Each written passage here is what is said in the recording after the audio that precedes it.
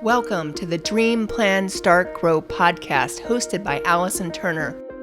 In each episode, we interview real, everyday entrepreneurs to learn how they got their start, what challenges they faced and overcame when starting the business, and what successes each has had.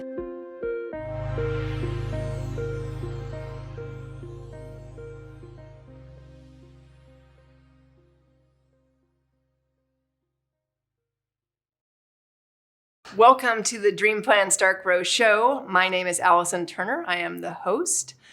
The purpose behind this show is to interview different entrepreneurs on how they got their start in their entrepreneurial journey.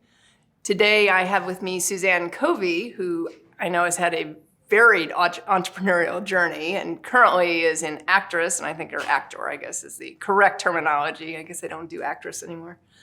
I don't care, as long as I'm hired. Actor or actress, whichever you'd like to call her. Yeah, it doesn't matter. And I know you recently got back into that after many years kind of away from it. Mm-hmm. And it seems to be where your passion lies, at least currently. Mm-hmm. No, it's actually been my passion since I was a little girl. It has. And it doesn't, I don't think that when something fuels your soul that it ever goes away. Right. I think sometimes it takes a sabbatical. And I believe that's what gives you an opportunity to try different things and do different things, which just in the end enriches you more. So when it is time to go back to your passion or follow it again, you just have more to add.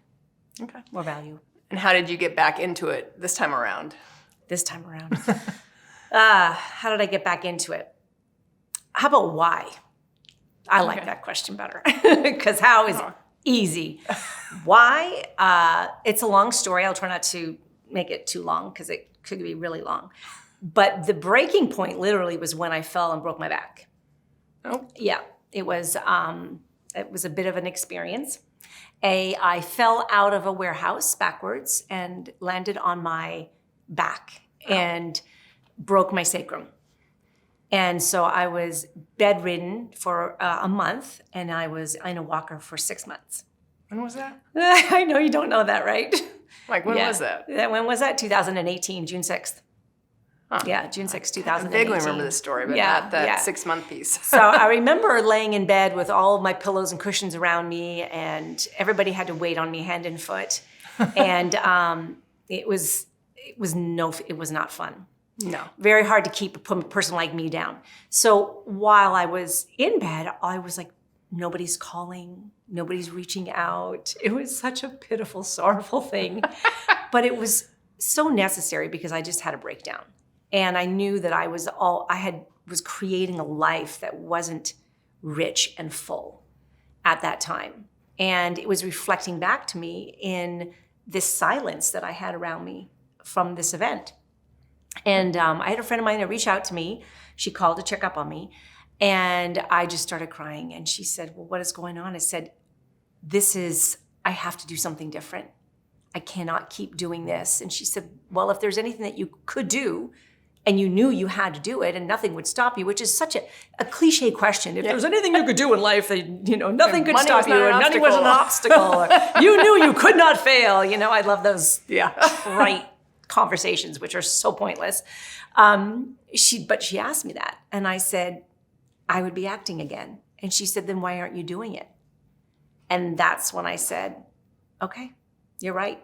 So that's when after I was all healed up emotionally and physically, it took me about 9 months or so. I reached out to my agent and I said, I'm coming back. And she was so excited. And she said, let's get going. Is it the same agent from how long ago? Yeah, she's been my agent. Yeah. Well, she actually wasn't my original agent. I had another one 30 years ago, and then she left the industry, and this was my secondary agent, which is now my primary. Okay. So same one for many years, yeah. Wow. Yeah. I didn't know you keep them all that time. Well, you can keep them all that time if the relationship stays strong. And that's really important because it's a business relationship. She's there to represent me, and I'm there to do good work for her. So it has to be a good partnership. And if they stay in the industry, which they can leave, or if they work for an office and they go to work for somebody else, sometimes you're no longer represented in that office. But in this case, she owns the agency, so it's worked out. Yeah. Oh, that's great. So Where do you see acting going for you right now? Well, since I'm into manifestation, I personally see myself, no, but I am. Where do I see it going? It's interesting because these past 4 or 5 months, this year has been really quiet for me. I've done a couple of movies, but then it got really quiet. And it is an amazing opportunity to go back in and to figure out, okay, who am I and what I'm really made of and what do I want? And it's not what does the industry desire of me or what does the industry require me to be, but what do I want and who am I? So to answer your question is, I know that I will be on stage at some point receiving an award. Now, I don't know what that's for. Maybe Which award? Best Mom. Academy Award. Maybe it's Best Mom. But I had the vision back in 1998. I had it in 1998. Wow. And I was like, I was meditating and this vision came to me and I thought, okay, I guess I better look for that white dress. So it's still the same white dress. And so I do see myself being at that level. Now, whether it's as an actress, a writer, or a director, I don't know, because I'm open to all of it. Okay. But at this point, my focus mainly is feature films, network television, and when I meditate, which is every day, I always put out the energy that I'm here to attract like-minded individuals that are aligned with me and my purpose, and that's to bring change through art and change through my expression. So however that shows up, we'll wait and see. Are you mainly acting regionally at this point or more nationally, or what's the current? It's interesting. People, what are you, local, regional? You basically are an actor, actress who works wherever you get hired. The nice thing is now, back in the 90s, it was if you had a beeper and your agent contacted you, the beeper, right? And the VHS tape days, beta tape days, you had a beeper, you would go down to Miami, in my case, living here, and audition, and you worked locally. You weren't going to work most probably not in LA or New York, because you're not local to go there to the casting directors. Things have changed tremendously. Now you can be a Florida actor and have representation in other parts of the country and audition for projects in other parts of the country. So there is no such thing anymore as a local actor. If you have an agent that can get you out of your local market, you are now considered national. So, yeah. So your agent is national? I have 2. Yeah. I have one here, and then I have one that covers the Southeast. Okay. And if I could get one, if I went up to New York, I could get one up there, but I wouldn't be considered a local hire in New York. So they ask you if you're a local hire, which means productions now move extremely quickly. So if they audition, they say, okay, because they have a lot of catching up to do, right? From the past year and a half where things have really gotten slow. So if we want you on set, you need to be able to be in for fitting in the next 2 days. Well, if you're Florida and it's a New York show, you need to be able to fly up in an instance, and you need to be able to put yourself in a hotel, right? Unless you book something higher than a guest star, then usually, and if they love you enough, they'll fly you in. But it's such a fast turnaround. So you stick within your local region for now. Southeast, yeah. Which is great because Atlanta is extremely busy. Oh yeah. So I'm actual local to Atlanta. Oh, that's good. It's not that much further in New York, is it? No, yeah, I know. It's not that much further. No. Call me. Yeah. But New York maybe moves faster than Atlanta. Yeah. And you know what? But a lot of things are coming to Atlanta because they're leaving LA or they're even coming down from New York. And it's 2 different animals. LA, Atlanta, New York, they're 3 different, they do different work. And there's actually a lot in the Midwest, not the Midwest, excuse me, in, I guess we consider Oklahoma, Midwest, that's not considered. Yeah, somehow they consider that Midwest sometimes. And I'm like, I grew up in the Midwest. How like is that the Midwest? lower. That wasn't considered the Midwest back in my day. No, it's not, but I know it's kind of iffy. But yeah, it's like the Plain States or whatever they're called now. Yeah, I don't even know. It's somewhere in the middle there. The middle of the country. Somewhere there. Mid-country. Where they have good hay and they sing country songs. I don't know. Good beef. Good beef. Good cows. So you mentioned a minute ago manifestation and how, and I think that's played a role in your life kind of throughout your entire life, correct? Yeah. So like, how did you get started with that? Because I think that's an important piece. Like if you want to become an entrepreneur, which is largely what this show is about, like, you know, to help other people that maybe want to become one, like how they could actually use something like that for themselves. So yes, I have been I'm an entrepreneur at my core since I was a little girl. Always have been. And I've had multiple businesses. And they all seem to intertwine with each other. And when it comes to manifesting, I guess I never really thought that that's what I was doing. I just knew that I had this knowing that something was going to happen and it just would happen.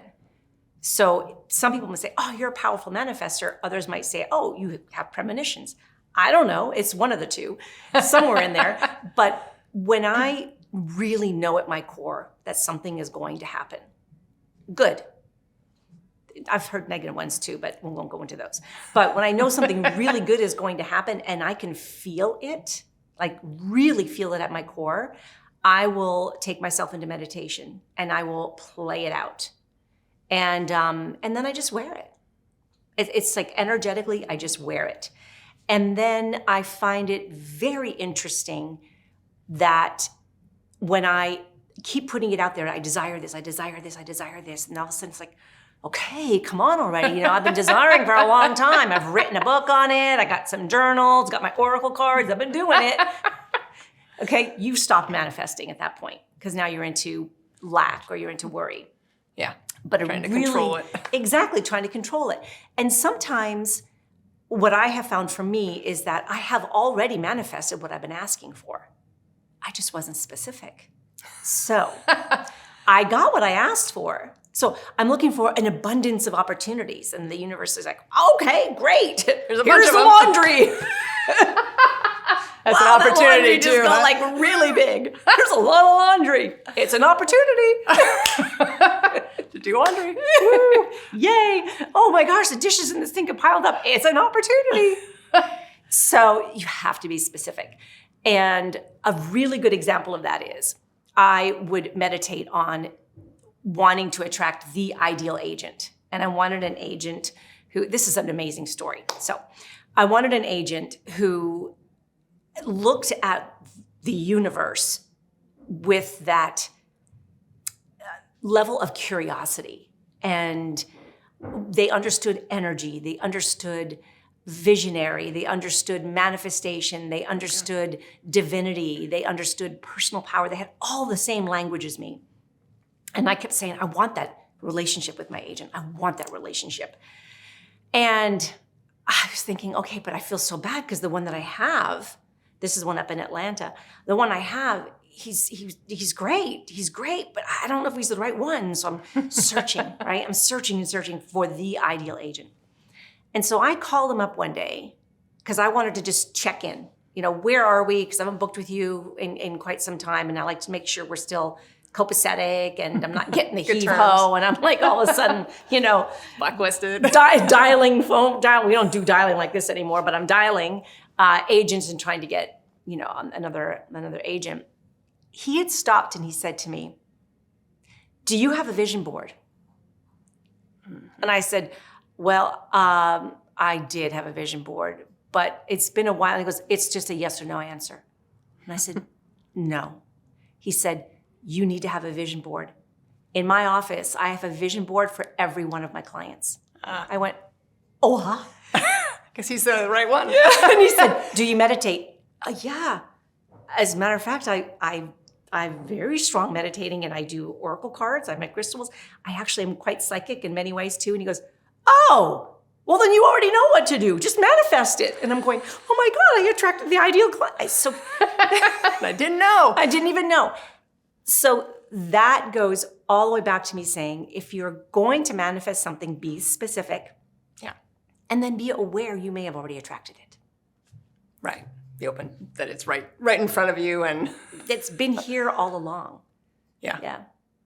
No, I think that's so true. And I mean, I see that in my own life of like things you think are going awry, and that it's actually opening different doors. Right.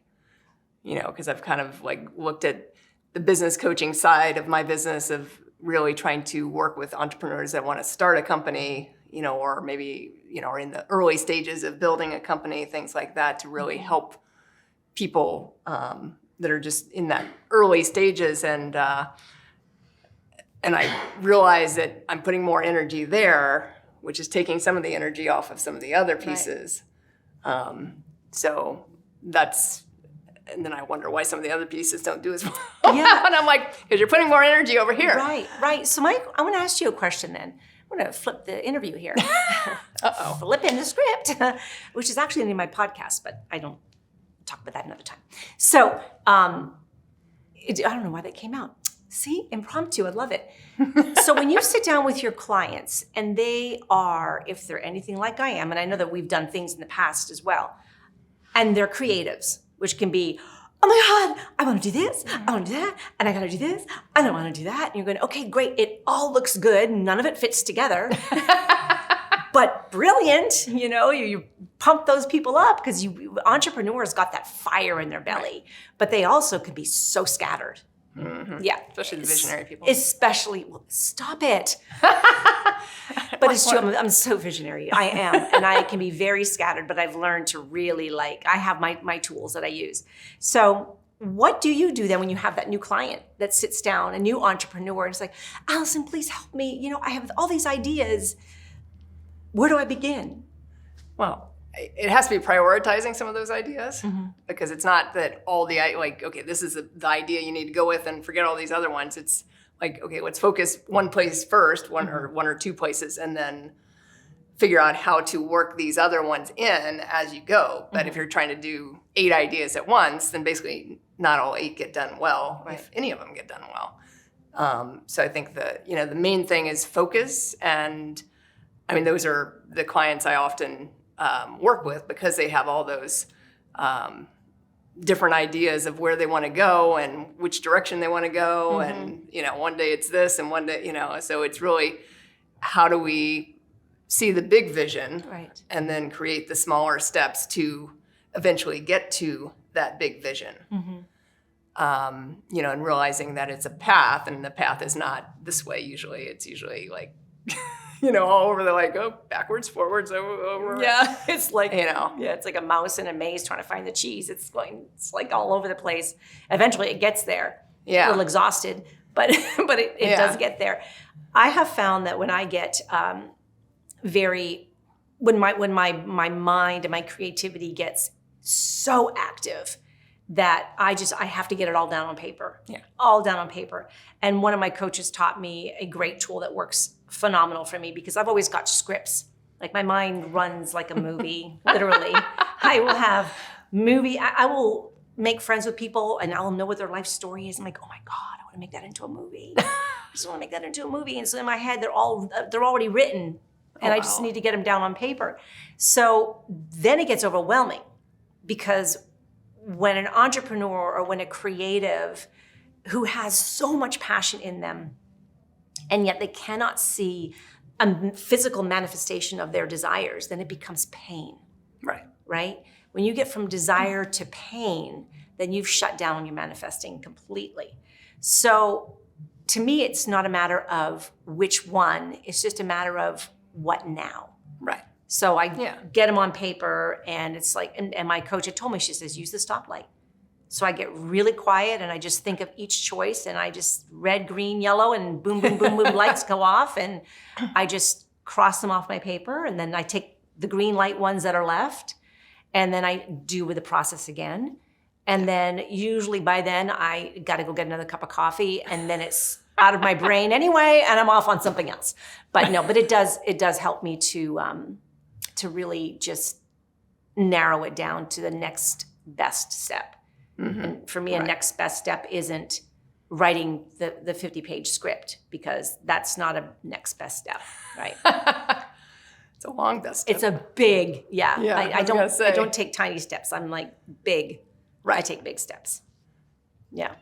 Yeah, you want the giant. I do. I do. Don't we all want to like jump from here to here and Yeah. like not go through the little steps? And I think that's I think the biggest challenge with some starting out entrepreneurs, because they see the big vision and they're like, okay, in 5 years I want to be up here somewhere, and it's like, but they don't realize what the little things, and then that they're going to hit some roadblocks, and then maybe you have to go zigzag over here and you have to move around. And I think it's important to have a team too that have skill sets that you lack, and being a creative and operating pretty exclusively from my intuition, I have to have a grounding rod, I would call it. It's like I need a grounding rod, which would be my husband.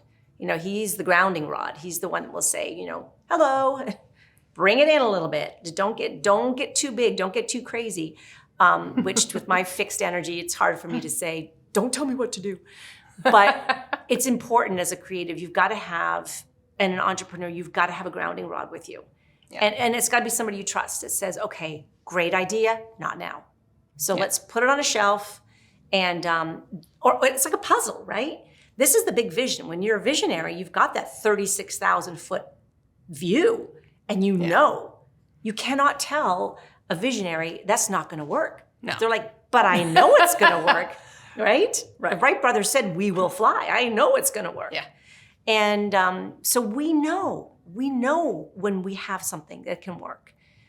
It doesn't always work, but it goes back to that whole idea of manifesting what you desire. So if you desire something, and if you're not specific, it may only work up to a certain point, because maybe that's as far as your vision or the energy attached to it was going to allow you.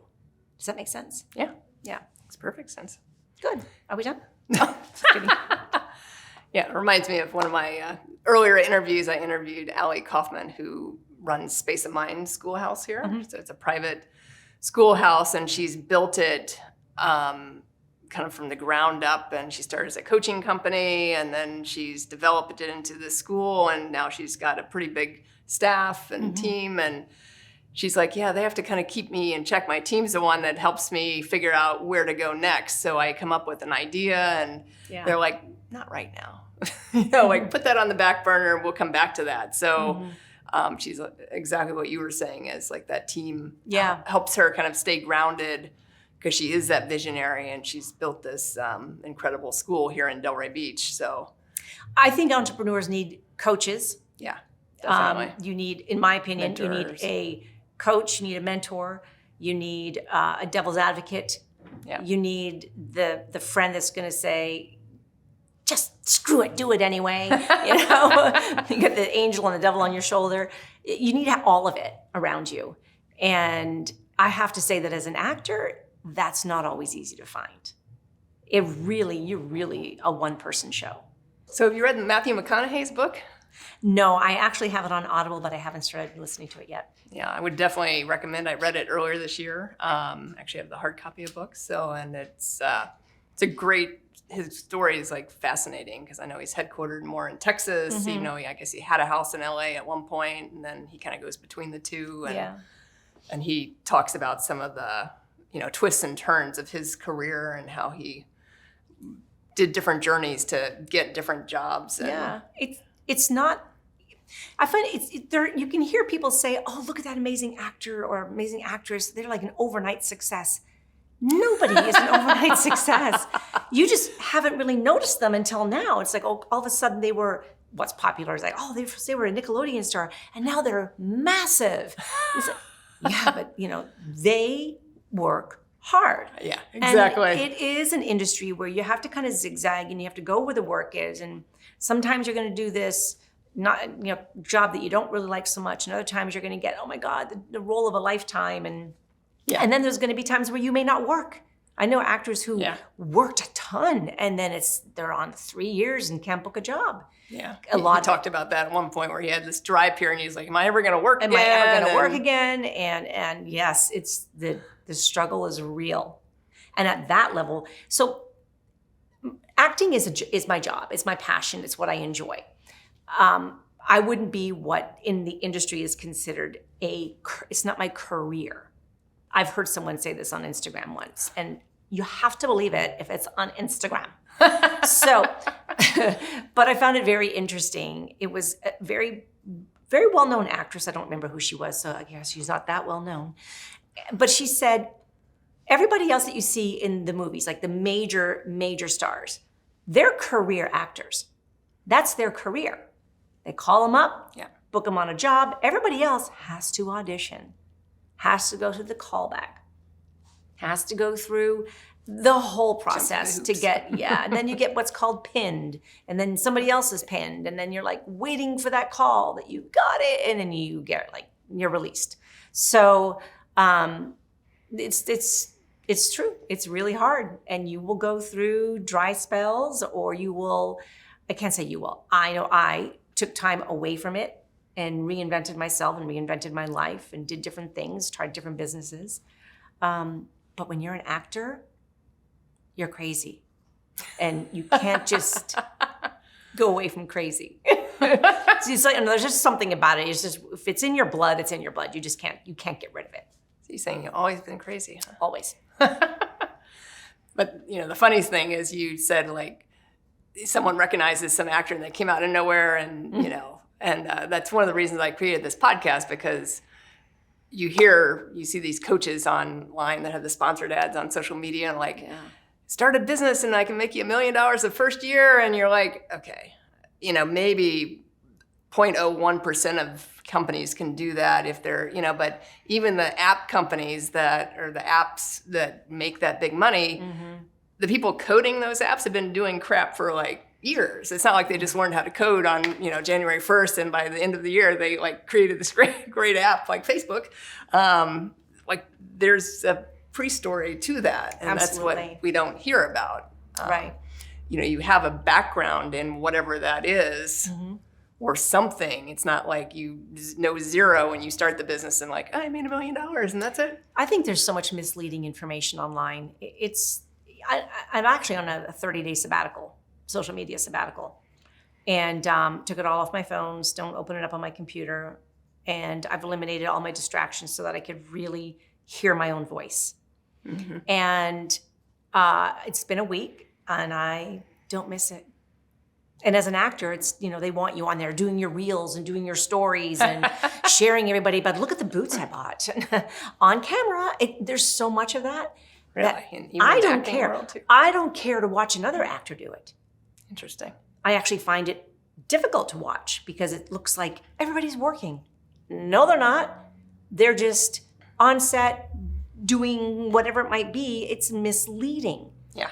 And all the coaching programs that are online, like how, and it's in the acting industry too. How to book your first feature film, or how to book your first guest star role in 3 easy steps. I'm thinking, Oh, Lord. wow. I should have bought this a long time ago. I know how to marry the director, Sleep with the director. sleep with the director, date their son, whatever. There is no quick fix. No. None. And another big one, especially in my industry, which is there's so many confusion about your headshot should look this way, your acting clips should look that way. You need to be always in classes and always be attending and always be showing up. Actors are broke. Right. They don't make a lot of money. No. If you book a big job, you can make a lot of money. But we're always like, where's the next job? Where's the next job? Because as soon as you get off set, you're unemployed. Unless you're working on a union set, then you get residuals.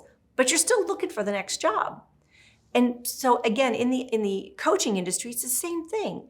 They make it look like it's so easy. And it's really sad because there's people out there who have incredible talent, who have a huge heart and compassion to serve humanity in whatever capacity. And they're lured. They're lured in. Oh, yeah. So this type of a show is fantastic because it gives your viewers and your listeners an opportunity to hear what it's really like. Yeah. And then they can make a Exactly. decision of, do I have that fight in me? Well, exactly. Yeah. And do I want to? Yeah. Do I want to? You know, because I think that's the thing that people ask themselves once they get into it. You know, if you run into that hard, I mean, the pandemic happened and, restaurants all of a sudden shut down and theaters shut down. And so your industry shut down some, or at least the theater side. I actually worked a lot during the pandemic. Okay. I know. Maybe not it's your bizarre. side, the live theater. Let me say it that way. Yeah, live theater. The live did. theater, Yeah. the music scene, like all that, especially in maybe not this state, but in some of the other states, the big states like New York and California, where those are big opportunities. They hit really hard. Yeah. Very hard. So, and there's not much other industry. No. Right. No. And I think we saw many restaurants go out of business because they just couldn't sustain. Yeah. No matter what the government, PPP funding, this funding, they just couldn't sustain that length of time. I think it's important to have a few eggs in your basket. Like they say, don't put all your eggs in one basket, right? Well, I don't know. Can we look at it a different way? Maybe you can just have a really big basket with a lot of eggs. So you're putting all of your eggs in a basket, but it's one big basket. I mean, why do you want to carry 10 baskets with one egg in each? Right. Well, yeah. No, probably don't want to do that. But think about it. Don't put all of your eggs in one basket. What does that even mean? Really? Don't put all your eggs. So entrepreneurs. Oh, I really have to go do this. I have to make this happen. I don't know. That sounds like these are the people who are trying to keep you safe, right? Friends and family and, ex-boyfriends and girlfriends that want to keep you safe, whatever. Don't put all your eggs in one basket. That's a little too risky. But isn't that what makes it exciting? Right? So why wouldn't you put everything into it? Everything you've got into making that vision work. You're going to crack some eggs. Mm-hmm. You will. Leaky eggs. You get a good basket with a strong liner. Make an omelet. But I think the challenge is, at least how I see it is, if you're not super focused on whatever that vision is, I wouldn't have too many eggs because then there's too many things you're juggling. Like if you're juggling a bunch of eggs, eventually the egg's going to drop on the ground and break. 2 or 3 eggs you can probably juggle. But what's too many? Well, that's each person's choice. Exactly. So like it's me, not my choice. I'd put 30 eggs in that basket. I would, because if I'm running full force towards my vision and my dream and 10 of them fall out and they crack and they are trashed, I've got, how many did I say I started with? 30? 30. I'd have 20 left. She does math. I did graduate from college, but that's how I look at it. Right. It's like I throw as much stuff. My father-in-law told me this, and I know you've heard this before. Throw enough stuff against the wall, and something is bound to stick. Something is stick. Yeah, something is bound to stick. But I guess it depends on how you define eggs in this case. Is it for you, who's an actor?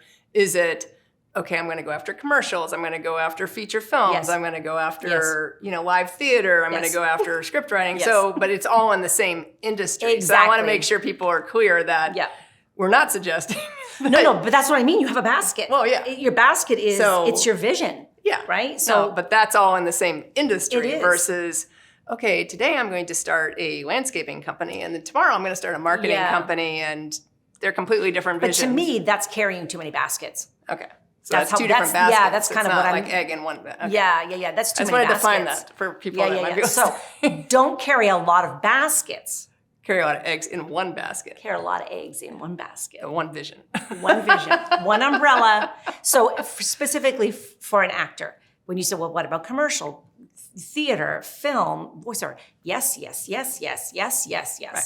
Writing, directing, producing, anything you can do backstage, hosting, podcasting, writing scripts, commercials. Yeah. I mean, all of it.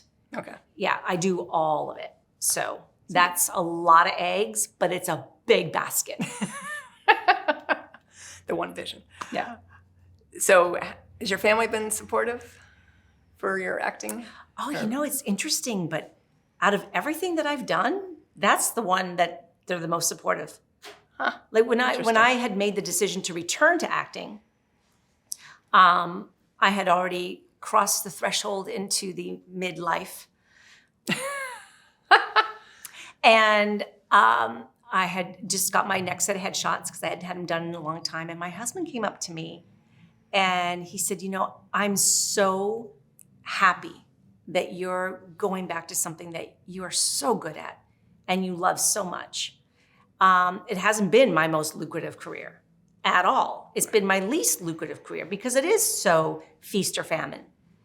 But I have to do it. I have to. And he said, I'm so happy you're going back. And then he said to me, do you think, now I love you. It's great when they start with that. Do you think that maybe you could be aging out? And I could hear your audience now. Ooh, he Aging said, what? He didn't. Did she stay with him? No, he didn't say, he goes, I'm worried that, do you think you're aging out? But I so confidently said, no, I think I'm aging in. Yeah. I think I've reached a point in my life now where I don't care. I don't need acting. I want it. You don't look your age anyway. You look much younger than Thank you. your age. Not that you're old, but because you're only a couple of years older than I am. But regardless of that. Yeah. I mean, because I think the more, I would think, and I'm not an actor, so I cannot speak for this, but I would think that the more life experience that you have, that would benefit your acting. Absolutely. I mean, that would be my thought process. Absolutely. But it's kind of like that with life too. So if you are going to coach entrepreneurs, or if you're going to guide them, or you're going to mentor them, or you're going to, link arms with them and help them along their journey, I would really hope that the individual chose somebody who's been through it before. Well, right? Yeah. And after years and years and years of building businesses like you have and helping entrepreneurs, regardless, I mean, it takes years to get there. Yeah. Right? So there's a lot of wisdom that comes with that. Mm-hmm. And yes, as an actor, when you reach a certain age, there's just some things that you can finally, at least for me, I can finally let go of. And that is, I don't have to look young. I don't have to be beautiful. I don't have to have the perfect body. I don't have to have all of these things that the industry makes you think you need when you're starting out. And then you get to a certain age and you're like, I wish I had a few gray hairs. There's certain, because I don't think I do, but I wish I had more of that. Then I would be more in my category. It's a weird thing to finally get to that certain point in life where you go, I don't care. And that's back to manifestation. That's when you can know your vision, you have a clear view of all of your eggs in your basket, and you've allowed to let some fall out that don't serve you, but you stay true to who you are, and you just know in your soul that this is what you're going to do. Then show up. Make it sound so simple. But it is. So with your acting now, like what's coming next? Do you have any jobs lined up right now? Oh, it's been quiet. I'll be honest with you. It's been really quiet. I've had some auditions past 3 days, and my agent reached out and she submitted me for another feature film. So when they submit you, so the agency gets slews of auditions, and then they pick talent that they want to submit to the casting director. The casting director looks at all the photos, could be 1,000 to 2,000 people, and they go boom, boom, yes, no, yeah. They move that fast. By photos? By photos. Yes, no, yes, no, yes, no. And then those go all off to the agents. The agents get that request. You get the file. You study your lines. You work on your scenes. You tape your own scenes now. So you have your own studios. Actors now have to have their own studios, mostly. Mm-hmm. Yeah, so now we do all of it. So now you're the film producer too. Mm-hmm. Yep, you do all An of editor. it. And then it goes off, right? And then once it goes off to the ethers, you will never know if you've booked the job or not. Well, you do know if you don't book it, because you just don't book it. Because they don't call you and you know that they've already done filming. So it's been quiet. So I just recently had a few auditions. Still waiting. You don't go there still to audition. waiting. You actually do it. You film from home and then you just send it. Yeah, before we used to go to casting directors' offices, and then self-tapes is what they call them, started happening quite a while ago. But it really became the industry standard when the pandemic hit. Yeah. And now that that's happened, some casting offices are open, but most of it's still all digital, which is unfortunate because it's fortunate and yet unfortunate. Unfortunate because you don't have the casting director on the other side of the camera giving you direction on how to improve the scene, interacting with them. That's a great take, give you 3 or 4, and direct you, which is what they're there to do. You don't get that anymore. So now you just, you have to figure it out on your own. And hope you're going the right direction. And hoping you're in the right direction. However, what has become really interesting now is that they wanted to see who you are.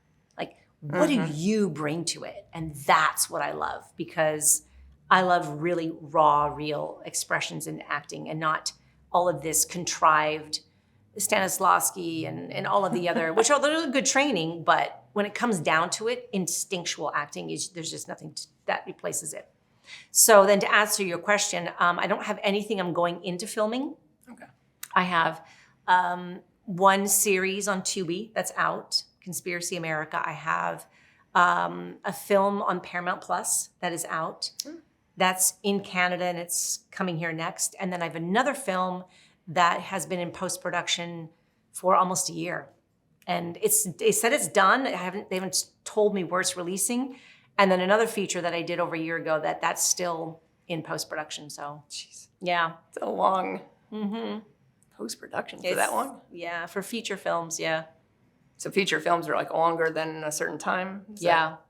So if you shoot episodics, any of you thing that you see on network TV, you go in, if it's a co-star guest star, you go in, you work your 1 day, 2 day, 3 day, you're done.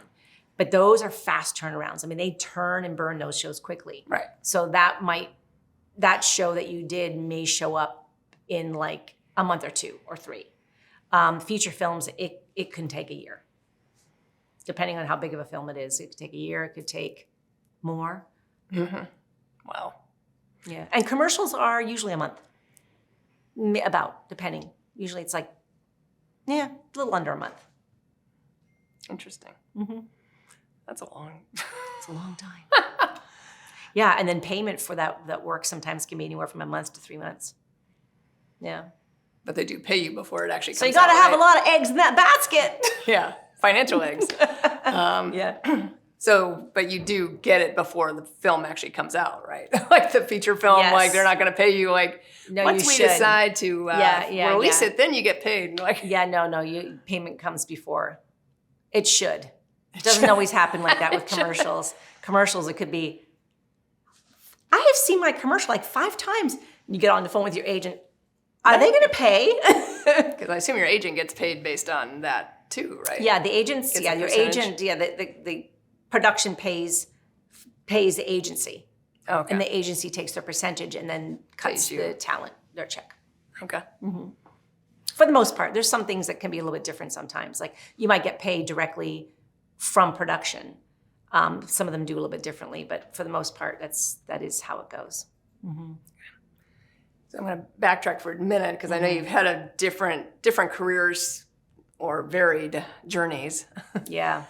What's been another favorite that you've done, like while you were kind of taking the break? And I don't know if the break came with the kids, with the acting, or No. Well, it's interesting that I stopped acting because I was hosting a show for, I think it was on Oxygen at the time.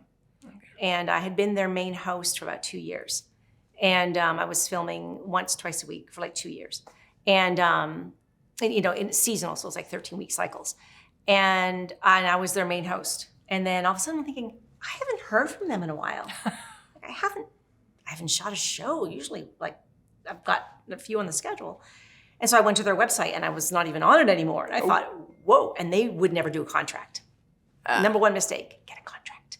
So, yeah, and at that point I was already in my other career, like my secondary passion.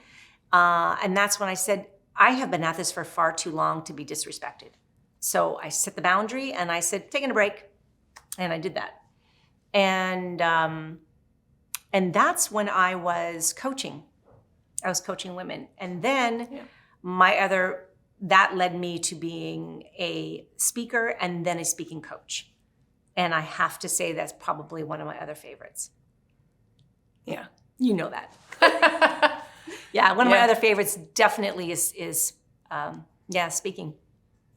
Love it. Still will. I'm working on it. Yeah. I got She's other speaking things. right now. I got some things in the works. Yeah, I got some things in the works. I want to do a TED Talk. Yeah. So that's manifesting that. But that's just a matter of me making it happen. Well, yeah. And the interesting thing, Cece Askew, right? Mm-hmm. And she was a TEDx speaker. Yeah. And I interviewed her earlier this year, and I actually just clipped her piece on TEDx. It's going up, I think, is it up tomorrow? I think it goes on YouTube tomorrow.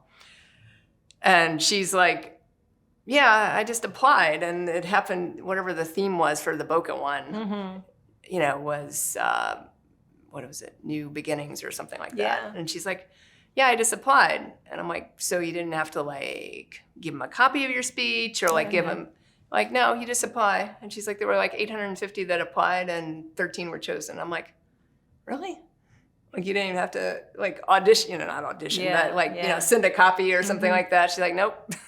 It's just. Yeah. And there's themes all over the country. So she said each one's got a different theme, and then they obviously change it yearly for their. I think the hardest part of that is to keep that talk short like they want it, which is 14 minutes, I think? I don't even know. I don't even know. I probably should look that up. That's going to be my biggest challenge. I could go on and on and on. I could talk for hours on this topic. One topic. I'm going to be enough for all 13 speakers. I could talk 14 minutes about eggs in a basket. It's I could beat it. Oh. I could beat those eggs done. Yeah. But that was definitely one of my favorites. And then I left. Then after I had my big event, which you know about that one was Sizzle, then after that, I was just tired. I was just tired. And then this business landed in my lap. And then I launched, as you know, my Amazon business. And Fairies. The Fairy, yes. Enchantly, I actually own a trademark on Amazon. Okay. Yep. And a successful brand. And that's been there for 8 years. And I was trying to let it go. I was trying to. It's a different basket. I was trying to manifest failure so I could close it. So all I could have to do is focus on my acting. But Source has a far bigger plan. So we now are fully ramped up back in business. But it's going to take a different spin. It's going to fly a different path. It's a different basket. Same basket, just another egg. She's going for a duck egg this time. It's an ostrich egg. It's really big. A big egg. No, it is. So when I originally got the business, I knew that once I finally stepped away from it, sometimes you don't know what those lessons are until you have to get through it. Yeah. You could be in the middle of the muck and go, what is this for? Why? And you got to try to figure out, why am I here? Why am I learning this? Why is this so hard? Don't even try to figure it out. You just don't. Just be in it, get through it, because you're not going to see the wisdom until you get through it. And when I returned to acting, and then I said, that's it. All my eggs are now going into the basket. I'm just not going to let that one go. That's when I said, okay, that part of my life is now over. And it's ready for me to let that one go and focus just on acting and keep it very focused. So I had tried to sell it. And I tried to let inventory go away, and it was not going. Not selling, huh? It was not going. And then my acting jobs got really quiet. And then I thought, boom! I have another company. And now, and it is about, again, flipping the script. Why is that business there? Before it was, this is what I have to do in order to just provide an income and to help support my family. And now it's what I get to create so that it can support my acting vision. Yeah, totally different.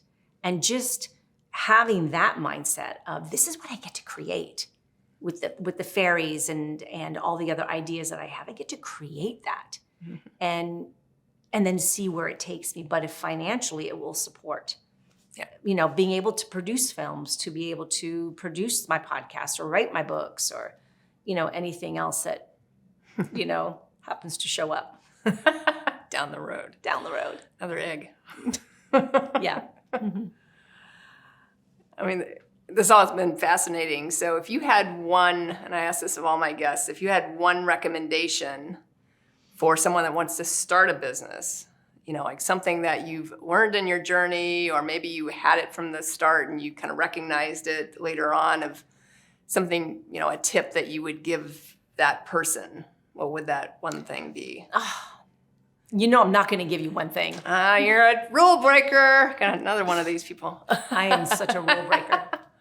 Rules, yeah. No, I would say first and foremost, know your soul's purpose. Know it. Take the time. If it means putting the vision on the shelf for a little while, do it.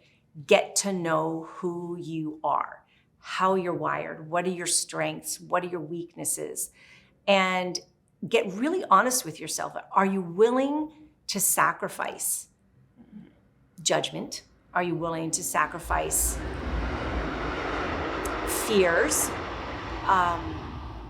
Are you willing to sacrifice free time? Because there's a lot of things you're going to have to let go of in order to make your dream come true. Then, of course, there's always another point, is get with people who've done it before. Not on social media necessarily, unless you can trust their background, like your company for sure. Definitely this company. And they are bat amazing.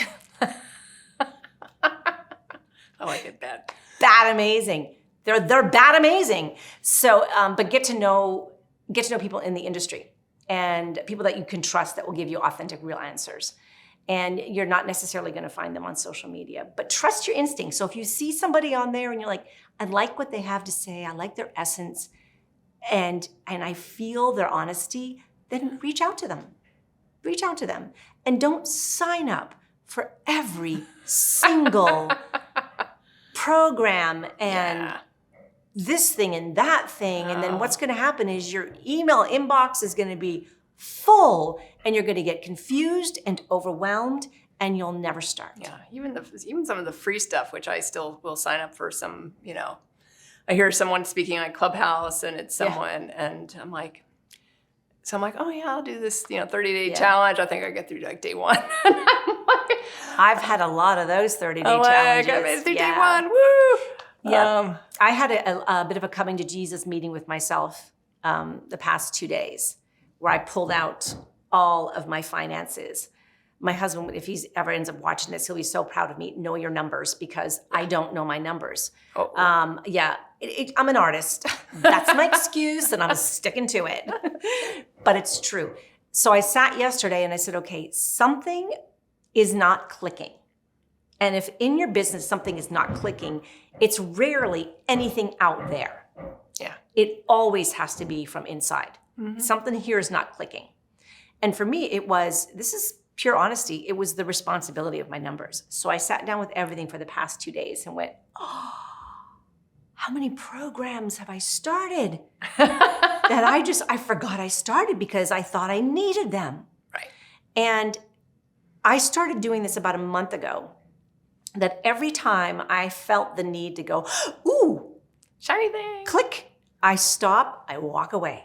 Yeah. I just walk away. I go do something else. I go wash the dishes. I look at all the other opportunities in my house, the laundry. I go for a walk. I get something to eat. There's a pretty good chance I'm not going back to click it because I really don't need it.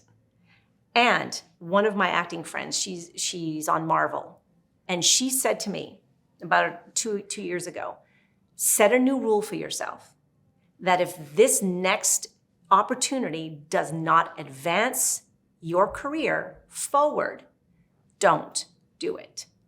Because every time you take a step back, you know what, I want that, but I was doing good here, so I'm just going to go do that for a while. Right. Then you're giving mixed signals. You're letting the universe know, I want it, but I don't deserve it, or I'm not worthy of it. Not ready for I'm it. not ready for it. And the energy will match you. Yep. So I think I gave you 3. Yeah, I think you did too. That's probably the most I've had a guest do. Usually I've had 2 or 1. I can give you more, but I don't want to, Yeah, we could be over here all night. And if anyone had any questions for you, wanted to get in touch with you for whatever reason, or maybe there's an agent out there or something. Never know. Come on. Hey, if you have an independent film, feature film, and you need a really raw and rough character, I'm your gal. So your question was going to be? Like, what would be the best way to get in touch with you? Get in touch social with media? Well, obviously not social media right now since she's off of social media. So which way would they get to you? You can actually get me, you can get me on social media because I pop in to clear notifications. I do. I pop on because I'll see 50 notifications. So I pop in, clear, pop out. Okay. It's not on my phone, so I'm not on it. I'm in there so that in 30 days I don't come back to 2,000 notifications, right? Yeah. So that's a good part. So she checks messages. Yes, I do have Messenger on because I have my family on there, so you can get me on Messenger. But you can go to my website, SuzanneKovi.com. I have a contact me form on that. You can email me and SuzanneKovi@comcast.net, or you can reach out to Allison, and she's got my personal information, which I will not leave on this video. No, that's best. Some people use their personal cell phone on here, and I'm like, okay. Up to you, people. Thank you very much for joining me today on the Dream Plan Start Grow show. I really appreciate it. We could probably talk all night, but we will not. I'll have you on mine next time. Yeah, there you go. And thank you, everyone, for joining us on the Dream Plan Start Grow show. If you have any questions for me, you can check out the dreamplanstartgrow.com website. All of the podcasts, audio and video, are there, and also will tell you how to get in touch with me. And I do offer a 30-minute complimentary consultation on there, so feel free to sign up for that. And do that. And I look forward to seeing you next time. Thanks for tuning in to the Dream Plan Start Grow podcast with Allison Turner. If you like what you heard, make sure to subscribe and leave a review. Join the Dream Plan Start Grow community by following us on Facebook or Instagram @Dream Plan Start Grow. See you in the next episode.